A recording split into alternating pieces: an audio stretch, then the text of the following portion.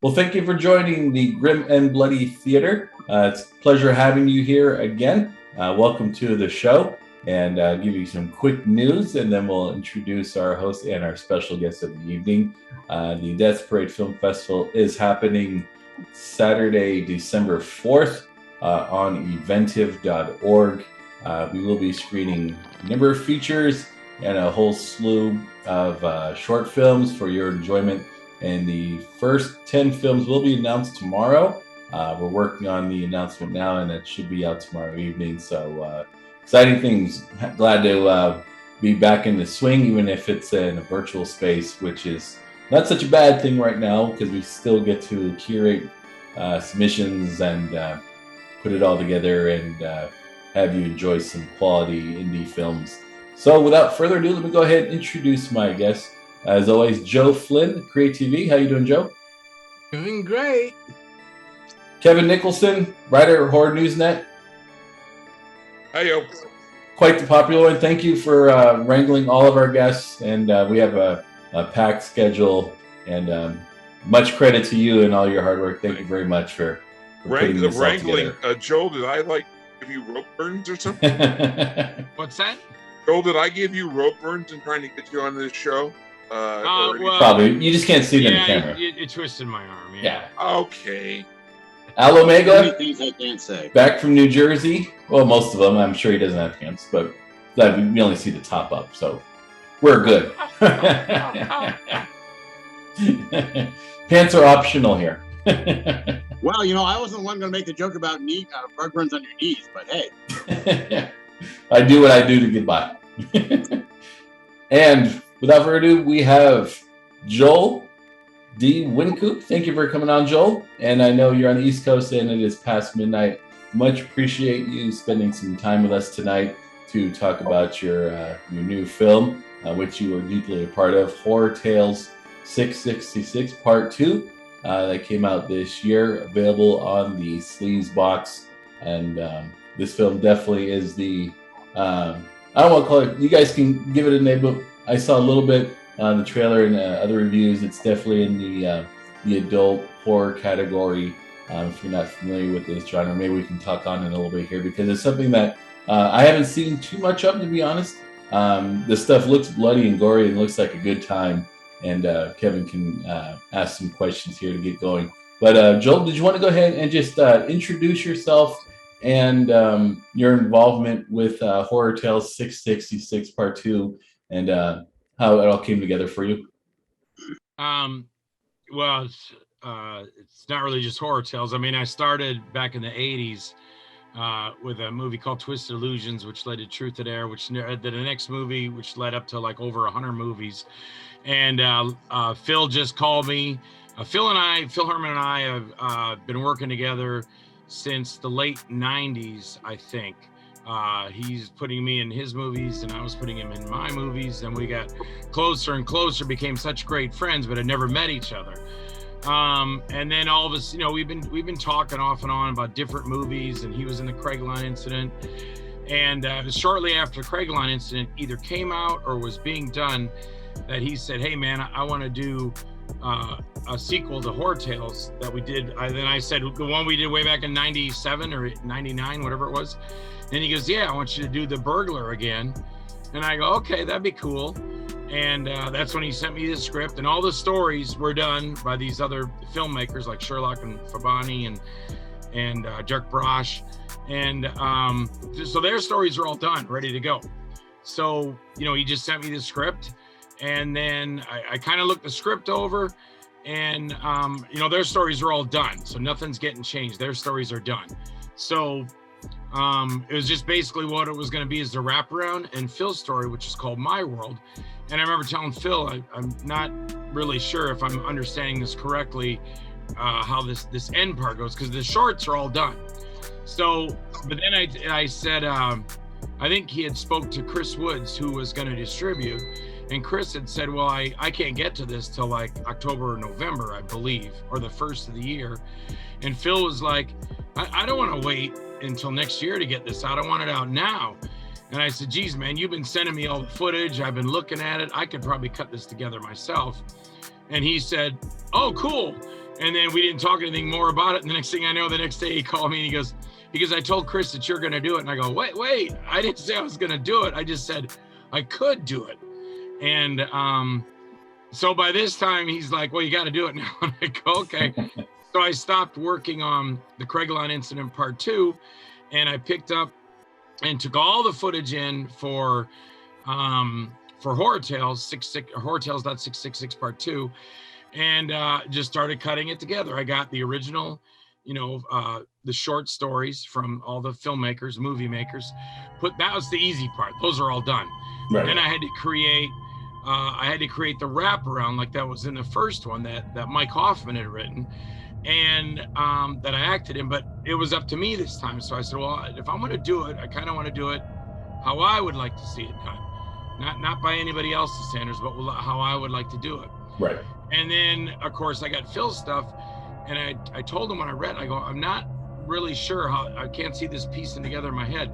But as I got the footage and started putting it together, I told Phil, I said, you don't know how cool this is going to be. This is really cool.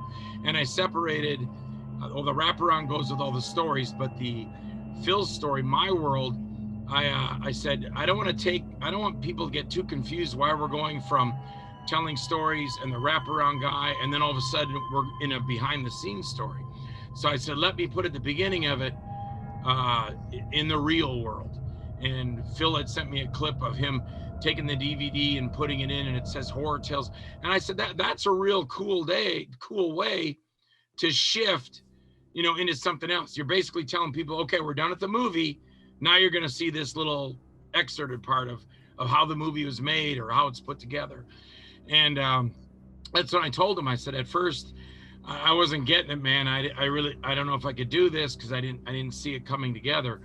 But then as I was doing it, I told him, I said, no, it's really cool. I like it. And he thanked me because he told me, because I showed this to a lot of people and they didn't get it. You're the only one that gave me the time and then actually sat down and put it together. So yeah, it runs a little long, goes to 2 hours, but you get 2 hours on your disc. So I'm like, why not fill it up? It's like, why are you leaving 30 minutes? Give people 30 more minutes. My movie, The Craigline Incident, the part 1, 2, and 3, they're all 2-hour discs. I'm just kind of like, now you really got you got a full, complete movie. The disc is completely filled with the movie, and yeah, you could still do 90 or whatever. I did Lost Faith at 80 and Dirty Cop was 85 minutes. And that's fine. But just to me, I thought this deserved to have 2 hours. I thought it was entertaining enough. So that I'd already been in the business for 40 years. So this is just something Phil just asked me because I really want to do this. And then I told you how I ended up editing it. And then I delivered it to Chris. He got it packaged, and now it's out there for people to see. So I hope people like it. I hope they enjoy it. But you can't please everybody, so I don't really give a damn. If somebody likes it, great. If they don't, I don't care. Not everybody likes Gone with the Wind. Not everybody likes Jaws. Not everybody likes, Return of the Jedi. So, but you're always, well, how can you not like Return of the Jedi? What are I was going to say, who doesn't like Return of the Jedi? Show me them. But you will find somebody. So, well, they didn't have the receipt. That's why. Yeah. Well, Joe, I wanted to ask a question more as a fan of horror, not as much as a filmmaker or a festival coordinator. But for those who are not familiar with this style of film, with Horror Tales, can you explain a little bit what they can expect if they pick up Horror Tales 6666? I mean, I always kind of say it like when Tim and I did Twisted Illusions, it was kind of like a creep show, Twilight Zone, because there's these short stories. But instead of just saying, and now I will tell you the next story, and then the story plays and comes out, wasn't that exciting? Let's go to the next story. Instead of doing something like that, why not have, the story within the story, which a lot of people have done, but we wanted to do it like the first one, when he sits down at the computer and he goes, he's there to rob the house, and he's walking around the house and he wants to rob it, and he looks through these files and he goes, what's this? Horror Tales 666. Then he goes, oh, look at the computer. Says, well, I really want to steal those candelabras, but let me read the story first, which is silly to begin with. But he's so sucked into it, then the stories come to life, and there's all the pieces in between the stories. But in the first one, they were so short. I would come out of the story and go, wow, that was this interesting story. What was that noise? Oh, I don't know. Let me read another story. I wanted to do more than that. Right. So when you're watching it, you see the burglar come in the house, you see him talking to himself, you see the specters are there, or ghosts, or voices. Right. He's hearing all these, and he's coming through the room. Then and he looks down a hallway, and there's another one, some specters talking to him, telling him how he, what he did 20 years ago. He's a piece of crap. And then the lights click on in the office, and then he's like, oh no, I don't want to do this again. And then he sees the computer, echoing to him, and people, there's voices from all around going, read the stories, you son of a bitch. And then he's like, all right, I'll do it again. So he starts reading the first story. And again, with my limited editing capabilities, I'm not friggin' 20th Century Fox here. I put that together. But when the story's done, he's like, oh, I can't believe that story. Or I think I was asleep or something. So, you see the whole story play out with the stories within a story. And I try and make that, I like the comedy bits of it. So at one point I go, oh, that story made me so hungry. And it was Joe Sherlock's story. And I get up and go into the kitchen. I want to make some food. And the spirit, the ghosts, the whatevers are all around me. And they're saying, oh, you munchzilla. He's yelling at me, and I'm trying to just have a sandwich and drink beer. And to me, that's my kind of humor and stuff. And some people will test to like, well, it's supposed to be horror, stay with horror. But it's more like, yeah, well, look at Evil Dead. Did Bruce Campbell stick to just horror? No, the whole time he's doing that, it's silly and funny and comical. So, I wanted to do something that I thought was funny. And then once he's done with that, he's back in there and he's like, oh, thanks a lot, Ghost. I'm ready to read the next story. And then he sits down, he sees this montage of stuff, and then he starts flipping out again because the screen and the spirits are talking to him. And then I wanted to show that to the very end. But Phil's story was at the end, after he sees all this stuff, because all I'm doing is creating all the dialogue and all the stuff my character does. But Phil had an idea.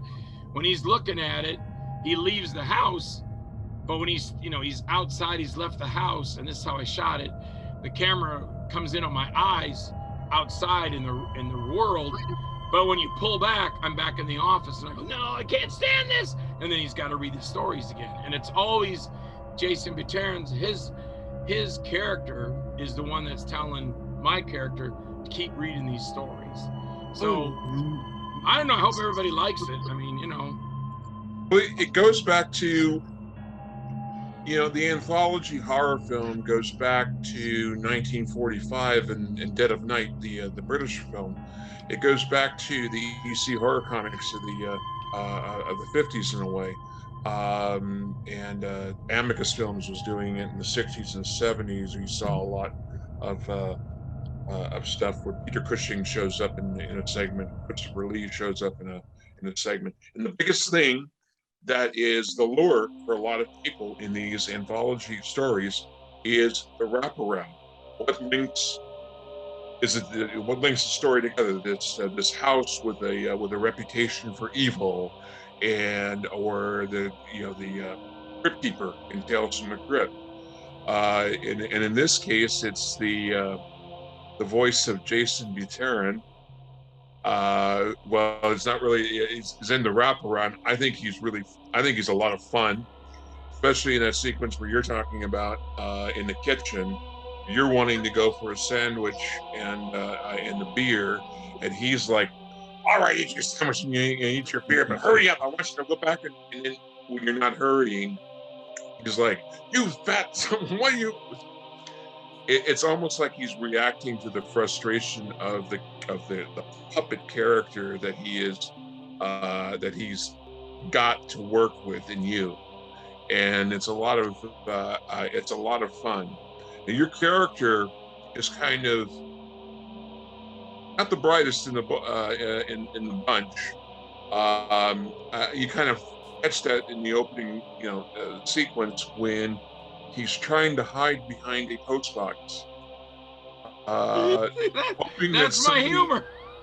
hoping that the lady across the street won't see him. Yeah. And anybody who has eyes can see, you Oh, wow. crouching. Yeah. That's my Jerry Lewis humor and stuff. Yeah. And I couldn't do it straight. I told myself I could just be walking by and that's my wife in the opening scene, Kathy, leaving. I said, you got to do this and you got to do the witch and you got to do this, because it's just the two of us doing our stuff. And I could have done it just walking by. Oh, a house. Let me go. But I couldn't do it straight like that. I said, to me, yes, hiding behind the mailbox is funny to me. It wasn't meant to be a serious. This isn't supposed to be some serious movie. It's Right. got all these comical elements, but that's the stuff I really enjoy. Yeah.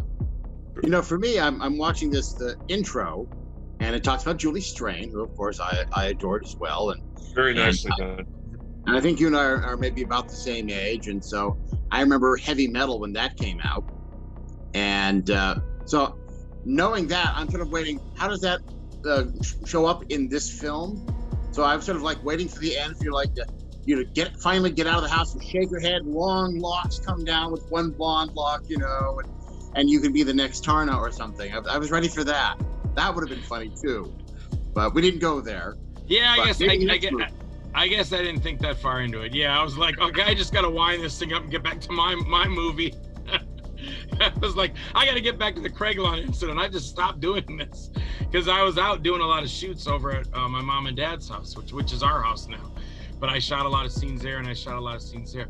And Kevin, you said, did you mean when I was in the kitchen and you said you heard Jaysen Buterin talking to me saying, "Eat up, fat boy"? Yeah. Did you think that was Jaysen?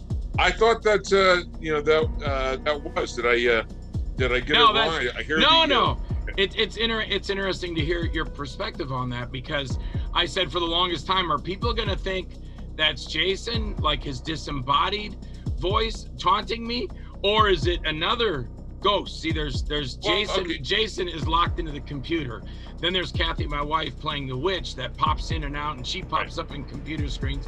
And then there's this other voice that I just did voiceovers on, and that again, that's my humor. When there's a scene in there when I go, it's too much bacon. Fuck you. Those are mine. There's never too much bacon. There's never ever too much bacon. That's what everybody says. Yeah. But so those are my voices doing the Okay. specter that's in the house too. I think By I the was way, connecting it because. No, go ahead, Al. I was going to say, by the way, your wife is adorable. Oh, thank you. Yes.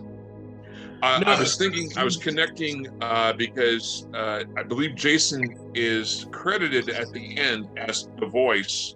I don't know. Is that what you were simply referring to his character? No, I meant to always say that to Phil, because Phil wrote it as the voice, and I said, and I kept thinking about it, and I never got to correspond with Phil because other things would come up, and Phil and I are talking about so much stuff to do. But because it always said the voice, but then I also didn't want to be like the guy that's saying, hey man, you should change this. I don't want to be the one to tell someone else to change something, because the voice means a voice, doesn't mean an image. If I would to have written it, I would have said Jaysen Buterin as the monitor specter or something like that, because he showed up in the monitors. But at this point, everybody knows who Jaysen is. So they'll know when they'll look at it, they know, oh, that's Jaysen there.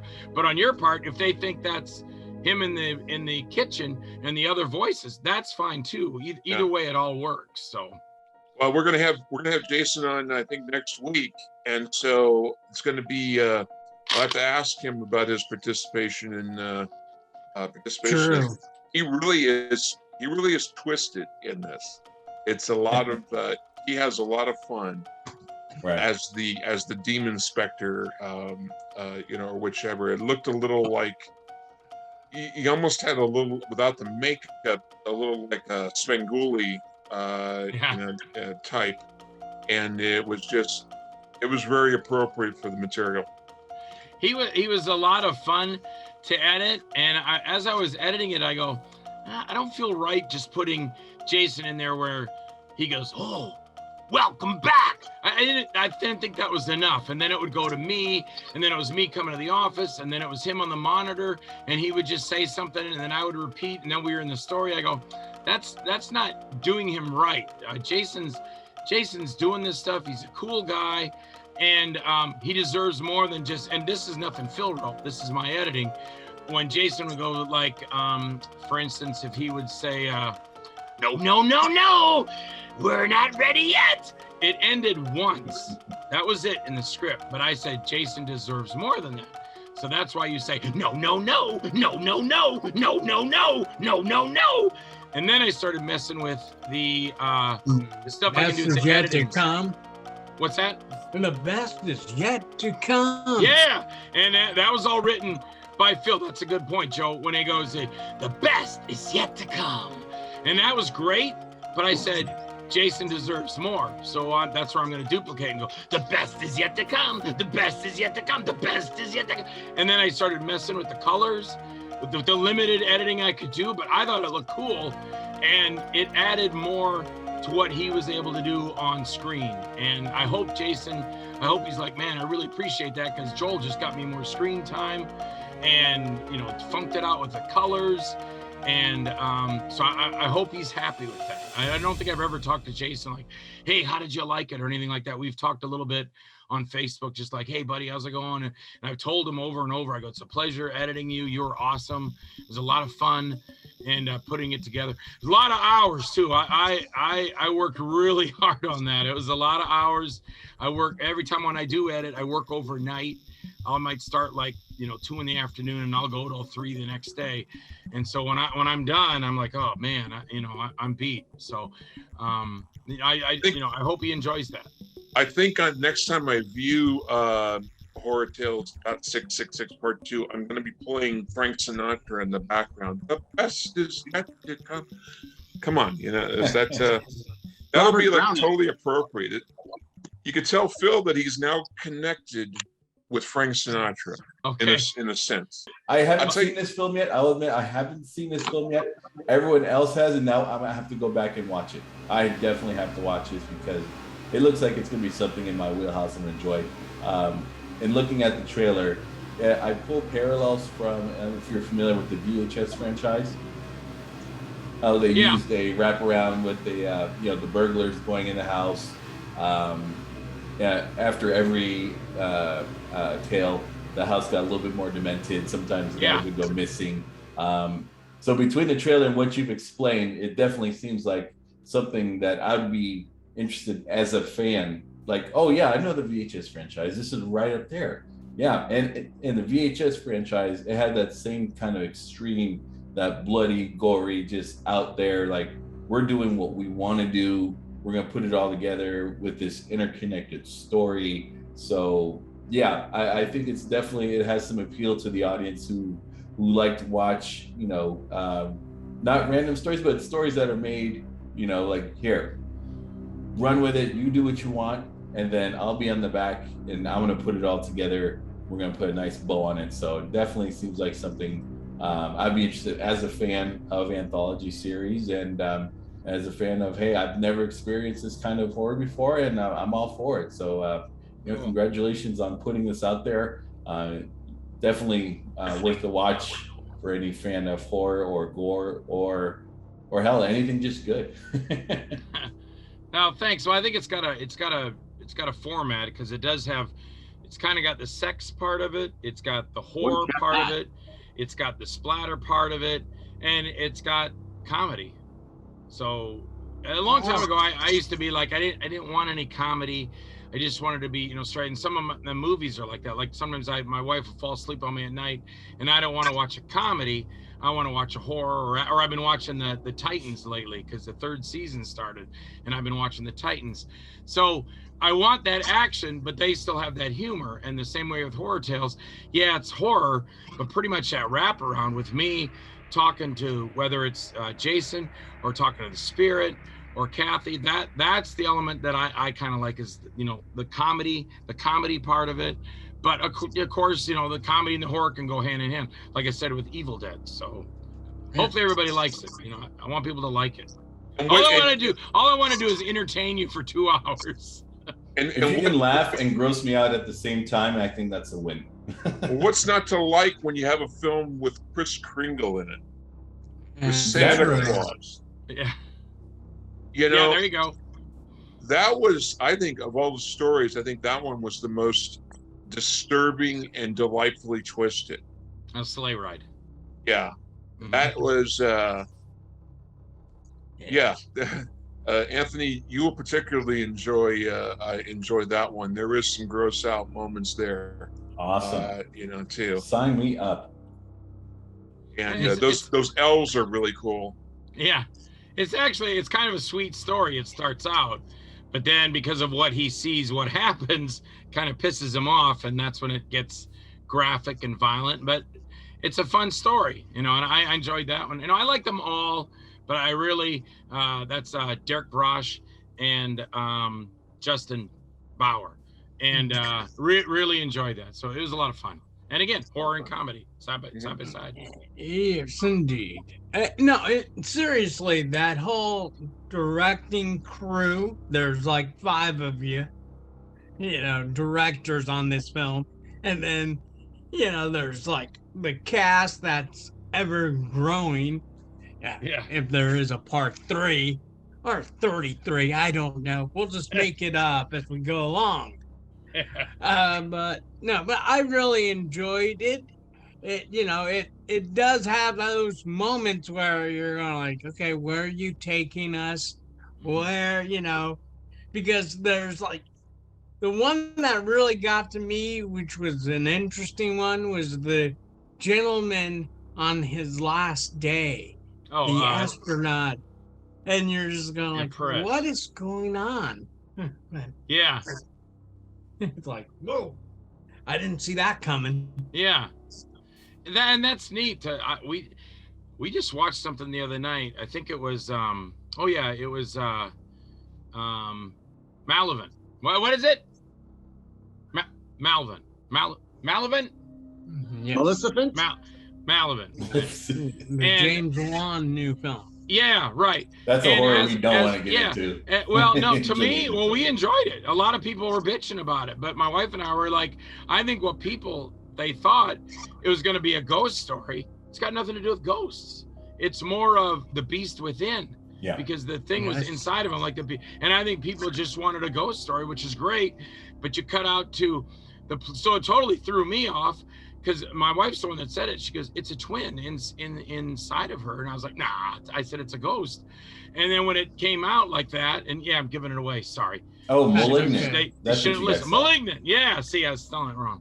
Anyway, so that was, it took me one way, and and then when it busted out with the police it's not like staying in a home scary. You're going out into the real world. You're seeing a police investigation. They're bringing people in. They're talking to people. So I did not have it figured out. So I enjoyed that movie more because I couldn't figure it out than, like Joe said, that if a person was could figure it out, but what Joe was saying, he didn't know which way it was going. Well, that's how I felt in that movie. But again, for people saying it sucked and they hated it and they didn't get it, I enjoyed it. I thought it was cool. I just thought it was like The Beast Within. And classic film. And back in the days. Yeah, and this just had a lot more money than The Beast Within had. That's all. That's right. Yeah. So there you go. What do I know? Hey, that's one movie you should play. The Beast Within. Yeah. I may. There you go. I have a big October already planned, so. Yeah. Beast Within is a fun film. I talking with Philippe Moore on directed that. There was a lot of fun stuff going on behind the scenes. It was the first film that had that used the air balloon, the air pocket effects for monster transformation scenes is one of the first. So yeah, it was but I'm interested to check out Malignant and see how that plays for my for my cell. I'm actually supposed to review it for HNN, so oh nice. thank you guys, thanks for giving me kind of a heads up on it. There you go. So there's just a lot of negatives. I seen a lot of negative stuff about it. And I said, I just got to watch it for myself. And I remember it was on Facebook when it popped up, and I said, I want to watch that right now. So I told my wife, I said, look, I want to get a Coke for me. I'll get some ice for you. I got to do this, that, this. Then I'm going to come home. Then we're going to pull up HBO Max. So we're going to watch Malignant. And for the people that are going, oh, I hate it. I didn't get it. I understand. Sometimes you look at them. Those sometimes are people that'll watch a quarter of the movie and go, F it, I don't care anymore. And they turn it off and they go, it sucks, I didn't get it. I never do that. I'm like, no, I want people to watch my movie from beginning to end. So I'm going to watch their movie beginning to end. And even though there's all that conflict about, oh, it's confusing, I don't know what's going on. Again, to me, I got it. I thought it was cool, And that's a good thing, because I believe, regardless of the movie's good, bad, whatever your take is, go and watch the film. Even, but I'm going to let Al ask the question. I think he wanted to ask something. Al, you had a question? No. Oh, I saw you. I saw I'm looking at The Beast Within, and there are several movies by that one. I was going, which one? The 1982. Okay. Yeah, 82. I saw it at the theater. I mean, believe it. Most of you might have all seen it on VHS or DVD, but I saw it in the movie theater. Village Green, West Palm. Some of us are older, and we've seen it in the theater. Some of us are older here, so we're not Anthony, who's the rookie. We've got clothing that's older than he is. I saw the Thing in the theater. Yes. You saw the Thing in the theater. Yeah. Oh man, now I'm jealous. I'll tell you this: I was 12 years old, and my dad took me to see Alien in the theater. Oh yeah, there you go. That scarred me for life. So my horror obsession, I have my late father to thank for that. Yeah. He set me on a course to hell. So, that. I had 2 truck drivers. That's how I got started into this stuff. My friend and I, Jimmy Marty, were in Minnesota, Lake Elmo, Minnesota. And we were out front by the graveyard. My house was here. My dad was a minister, and he had the house here, the parsonage. The cemetery was here, and Jimmy's house was here. So we were out playing right to the left of the graveyard, and these movers came in at their truck, and this is probably 1972, and I don't know what they asked, but they said, hey kid, come here. And me and Jimmy, nowadays you're like, someone says, hey, come here, you're like, screw you, I'm out of here. But in those days you're like, you run up to the truck driver and you're like, yeah, what? And he goes, here kid, this will keep you up at night. And he threw it to me, and it was Famous Monsters of Filmland. And that's what got me into the whole horror thing, because I looked through it and saw these pictures of monsters. And then I discovered Horror Incorporated, which is a television show which showed horror movies, Dracula and Curse of the Werewolf. And then I had a lady that took care of me at Harmony Hills in Minnesota, big mansion type place where everybody could stay. And she would stay up with me and watch horror movies. And that's where it all started with me, with scary stuff and horror movies. And then of course Batman came up, and then I was watching Batman on TV, and so it was Batman and horror movies. I mean, but those 2 truck drivers, they're responsible for it wherever they are. Yeah. Wasn't that what they had at the end of Creep Show 2? It was the guy in the back of the truck offloading the newspapers. I think That's so. what it was. Yeah, I think it was the first one. First one. Creep Show, I think. Yeah, the first one. I like the because when this one we got a special on one of the other channels, but not the channel, so we got to watch some of them. The first one they had, I was like really excited because it was kind of like the first one, and then the next ones that Nicotero, I guess, wrote and did, I was kind of like, those don't seem to be as good, and I was like, I don't get that one, and I didn't like that one. But that first one with the boy and the dad was like, this is a bunch of crap, and they did it in this sequel too, where the dad's throwing this stuff out. In the first one, his dad's throwing it out, and then the kid pulls out the voodoo doll, and he goes, what's the matter, Dad? And he stabs him in the back of the neck, and the guy's, that was awesome. I love that. And probably a lot because my dad didn't like the point that I liked monsters, more like he didn't like me liking superheroes. And it was always kind of like, one time he was telling my brother-in-law, he goes, don't talk about business now, Paul. And I go, yeah, Paul, you talk about business too much. If you start talking about business, I'm going to talk about superheroes. And my dad was like, if you do, I'm going to plant you in the backyard. And I'm like, whoa. So, but Been nice knowing you. Yeah. Well, Joe, I wanted to bring it back to HorrorTales.666, where our audience can find your work. Did you want to let them know where they can go to purchase the movie? It's interesting because I just had this discussion with Chris a couple days ago. I told him when I purchased my copies, I got 20 copies of it. I go, as a friend, and you're the distributor, but I didn't buy all these copies to scotch tape them to my wall. I bought them so I could sell them. But if if it hurts you because you're worried about me selling them when I have every right to, because that's why I bought them. However, I think I'm a very decent guy. I said, I would like to at least start selling mine by October. I said, you've got, whatever time, he's already sold it now. So it's already selling. So I just said, that's on Sleazebox, right? Yeah, to me, as a friend to you, I'm not going to sell any of the 20 copies that I bought from you that I'd like to sell. I said, I'm going to hang on to mine until you tell me either October, or if you say, yeah, Joel, can you just hold on to October 15th? And I'm not, because that's why I bought them. I bought them to sell them, not to stick on my wall so I can look at it. I buy all my movies. 20 copies of Demon, 50 copies of Creep, 30 copies of Truth or Dare, 50 copies of Killing Spree. And Ron knows I'm not taking those and plastering on my walls. Ron knows I'm buying them from him so I can sell them. And that's what you do. I mean, these are all my movies that I'm in. And if somebody wants to purchase one, I go, yeah, I've got the movie here.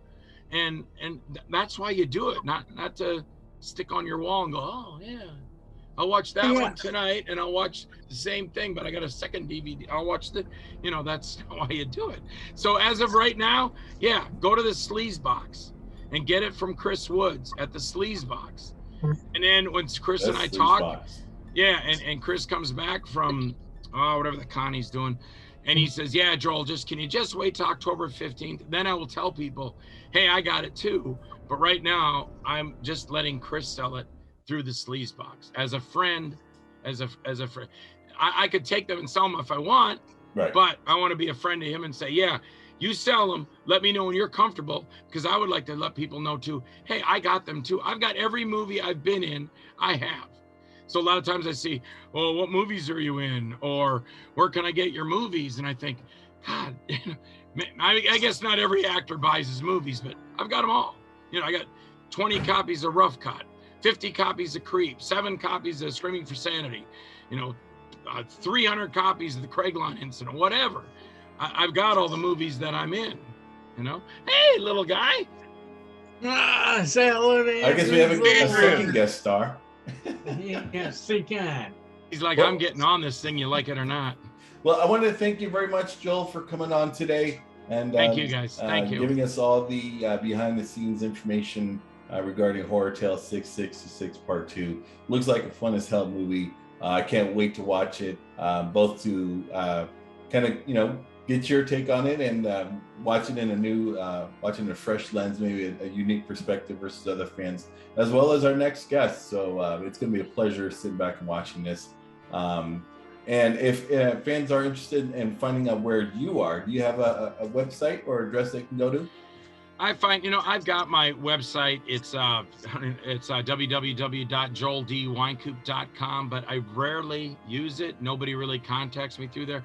I kind of just use Facebook. If they just go to Facebook and put my name in, Joel D. Wynkoop, they can send me a friend request, or just check out what's going on. Please remember, it's not just I did Horror Tales. I've done like 180 movies, so it's not just like I did Horror Tales 2 and that's it. So I've done a lot of movies. But yeah, that's the best place I find to hook up is just Facebook. You see so many people there doing the same thing, or people from the past that want to get in touch with you. So I just kind of use my Facebook as that, touching base with people. Perfect. We use it too.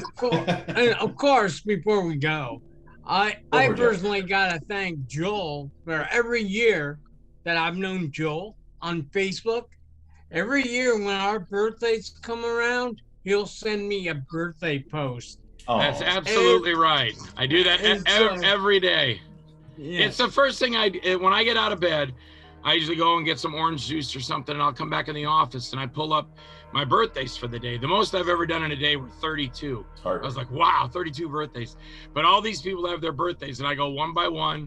I put happy birthday, Joe, and then I tag my happy birthday video to that. And then I do it till Joe, and then I'll go to the next person, the next one. If they're my friend on Facebook, they're going to get, a happy birthday That's video awesome. from me. And that's from my heart. That's not like someone told me once, oh, you just do that for views. No, I could care less about the views. I'm doing it because I want to, maybe make somebody happy, like Joe, maybe make Joe smile and get a little laugh out of it. That's what I want, That's why I do it. That's great. I don't care about the views. Well, Thanks for thank you joining coming. us, Joe. Yes, Thank you, guys. absolutely. Thank you so much. It was a pleasure. Thank you for all the information you provided, and definitely go check out Joel's work. He's been on quite a few movies. I know we focused on HorrorTales.666, but he's been around the block in the horror, In more ways or in one. more ways than one. Well, that's our show for today. I want to give some quick time to talk about what is up and coming from us. We'll start with you, Joe. What do you got coming down the chute? I think I want to be sick, really, because I just recently watched the trailer for, I guess, the new reboot of I Know What You Did Last Summer. Oh, no. Going to be a TV series on Ooh. Prime. I kind of wanted to go, please, where is the fake gun I need? But yeah, it's just terrifying me. I think Well, they I'm were gonna going to go do one. high. They were going to do one called "I Know What You Did Last Pandemic," which actually would have been more interesting. True. I would have tuned in for that one, at least the first episode. What do you got going on now? You sound like you got a full October ready to go, huh? I have some unusual movies for October, which is awesome. In fact, I have my little tagline here on a T-shirt here: "Wash your hands like you've just murdered the rightful king." By I was Alan. trying to read that earlier.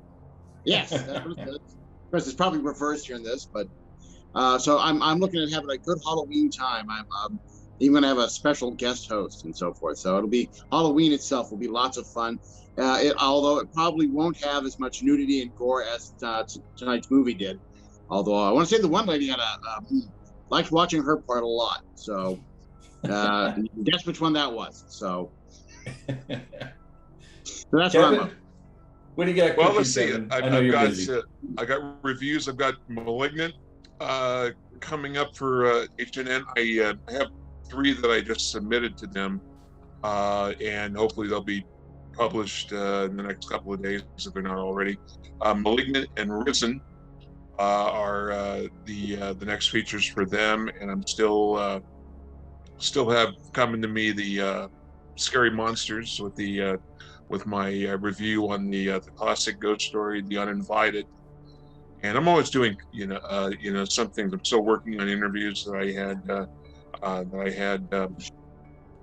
I had recorded with Bill Griffey, the director, and with and David Warner's stuff for my book. So it's busy. It's busy. Good to I hear. understand Good to you're you're still working on the move-in with the new home. How's that going? Oh, it's good. As you can see, it's looking a little bit more stable here. Settling in Yes. and reviewing. You still don't have a lock on the submissions. door though, but If I close the door, it would get stifling in here, and you just watch me sweat for the next hour. Who wants to do that? Oh, hey, Plus, we I like- found if I keep the door open, Adrian can come in. He notices there's nothing fun happening, and he leaves right afterwards. Otherwise, he'd be breaking Adrian this doesn't know down. locked doors. What, Yeah, you he know, would be what? breaking this down like Jack Nicholson in The Shining. Yeah, it would just be there's- an axe coming through the wood. Daddy, are you in there? Come on, Eddie. It's Come Adrian. play a game. That's what I would be dealing with. But Death Parade Film Fest is definitely looking great. I can't wait to announce the first 10. There's some really good ones, and I'm excited to reach out to the filmmakers, see who wants to be part of the show. Maybe we can put some special features together between now and December. But it's going to be an exciting time Inventive has a very good platform. They don't just have like a simple VOD player. It's a full spectrum kind of experience that many other horror film festivals have already taken advantage of, like Horrible Imaginings. Yes. Arrow Through the Head, or Another Hole in the Head. The Arrow Videoverse. I think it's called Arrow Video Universe. I think that's the name, right? Arrow Video Festival, right? Something like that. Yeah. So there's been at least 5 or 6 different horror film festivals that have run through their platform, and I actually peeped into one of the films, and it was a good experience. It was very secure. It felt exclusive.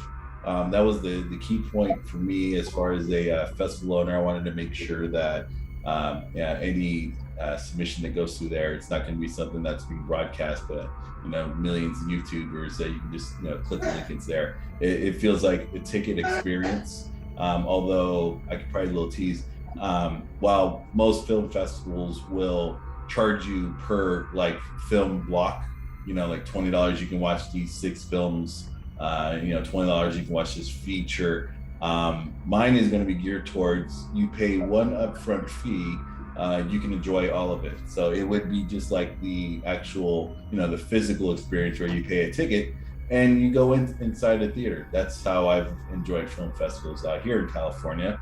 I pay one fee, I go in. I know others where you have to pay up front for different features. You pay for this one, pay for that one. But going off my own experience, which got me inspired to run a film festival, it was one fee at the door. You go in, you enjoy 8 hours of film. So that's what I'm going to bring. I think it's going to be beneficial. So you're not going to come out of pocket a couple $100. It's going to be one fee. I haven't decided, probably maybe $20 to $25 for everything. Well, that's reasonable. 8 hours. It's reasonable for 8 hours of exclusive indie features that you're not going to find on Prime Video or Netflix. These are the actual submissions that you'd have to, hop in a car and go drive to a film festival to see. So excited for that.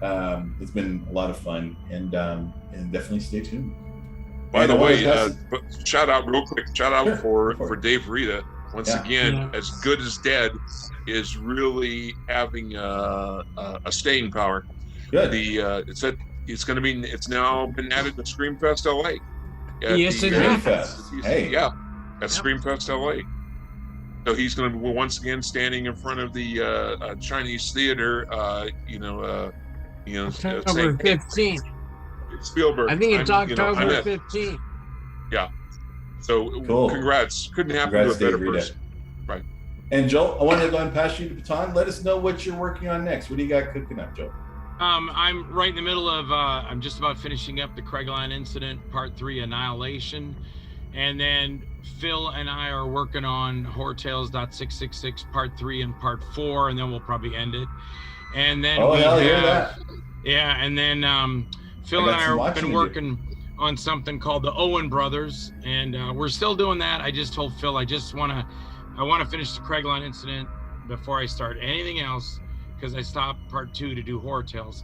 And then I have a movie for my wife I wrote and wanted to do called Onslaught, but when the COVID came, it kind of put a stop to everything we did. We were in the middle of shooting Beast Mode with Debbie Rashawn and Lloyd Kaufman. I got all their scenes done, but then COVID moved in and we had to stop. And I think that's about it. And Kevin was saying, and Kevin, I hope I didn't ruin anything in Malignant. Really, it's Godzilla. That's what it's about. Anyway, Kevin said he just got done talking with Bill Graffet. Bill and I have become really good friends. And I always tell my wife, I think this is so cool that Bill Graffet picks up his phone every 2 weeks and calls me to see how I'm doing and what I'm doing. Because I worked on his, I met Bill when I was doing all the, he came up to the Tampa Theater, and he came to the, another theater we have in Tampa, and I hosted all this stuff. So I got to talk to Bill, ask him all the questions, ask him about Impulse, William Shatner, and then all the stuff he shared with me that he probably hasn't shared with anybody else, and on the set of Tartu. and then I did his movie Thumbs, and it's so cool just to work with him. One of those big, like working with when I got to work with Herschel Gordon Lewis, and then I get to work with William Graffet, and he's such an awesome guy to just sit and talk to. So we have something in common there, Kevin. Yeah, thanks. Yes, Awesome. and please give Debbie Rochon our best. And Debbie's Absolutely. always awesome. I got her for, like I said, Beast Mode.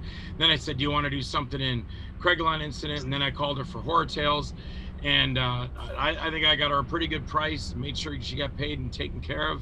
She got me my footage, and she's in part 1, part 2, and she's always fun to work with.